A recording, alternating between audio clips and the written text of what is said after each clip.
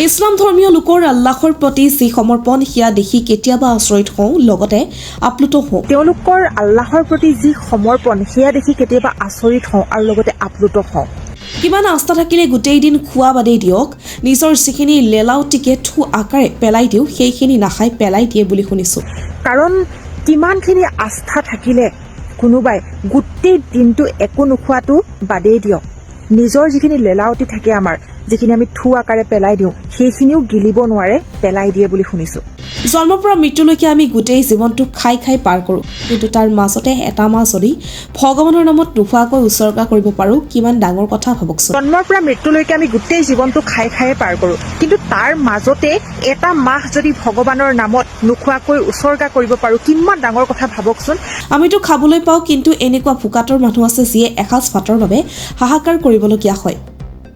সেই নোখোৱা মানুহবোৰৰ ভোকৰ অনুভৱ এই মাহত উপলব্ধি কৰিব পাৰি। পবিত্ৰ ৰমজান মাহক লৈ এইগৰাকী হিন্দু যুৱতীয়ে কৰা এটি ভিডিঅ' হঠাৎ সামাজিক মাধ্যমত ভাইৰেল হৈ পৰিছে। ইছলাম ধৰ্মাৱলম্বী লোকসকলৰ এই পবিত্ৰ ৰমজান মাহক লৈ কৰা এই মন্তব্যই আপোনাৰ অন্তৰ চুই যাব। শুনক পাহি গগৈৰ এই বিশেষ মন্তব্য। ইছলাম ধৰ্মীয় লোকসকলে বৰ্তমান ৰোজা ৰাখি আছে, যিহেতু ঈদ সমাগত। তেওঁলোকৰ আল্লাহৰ প্ৰতি যি সমৰ্পণ সেয়া দেখি কেতিয়াবা আচৰিত হওঁ আৰু লগতে আপ্লুত হওঁ। কাৰণ কিমানখিনি আস্থা থাকিলে কোনোবাই গোটেই দিনটো একো নোখোৱাটো বাদেই দিয়ক, নিজৰ যিখিনি লেলাউটি থাকে আমাৰ, যিখিনি আমি থু আকাৰে পেলাই দিওঁ সেইখিনিও গিলিব নোৱাৰে, পেলাই দিয়ে বুলি শুনিছোঁ। তেনেস্থলত ভাবি চাওকচোন কিমানখিনি ত্যাগ কৰিবলগীয়া হয়।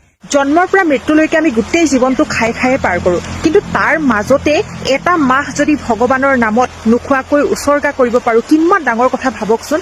আমিতো খাবলৈ পাওঁ, কিন্তু এনেকুৱা কিছুমান মানুহ আছে ভোকাতুৰ, যিয়ে এসাঁজ ভাতৰ বাবে হাহাকাৰ কৰি থাকে, আৰু সেই সকলৰ যিখিনি অনুভৱ সেইখিনিও সেই তেতিয়াই উপলব্ধি কৰিব পৰা যায় যেতিয়া আমিও ভোকত থাকি চাওঁ।